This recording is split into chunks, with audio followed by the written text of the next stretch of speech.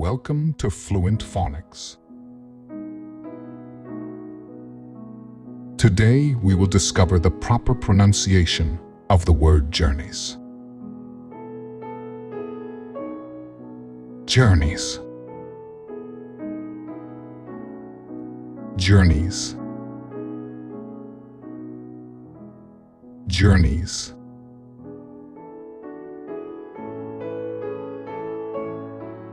Here's an example of how one might use it in a sentence. After graduating from college, Emma decided to take a year off to travel the world and document her journeys in a blog. Journeys refers to the act of traveling from one place to another, typically over a long distance, and often involving personal growth or exploration.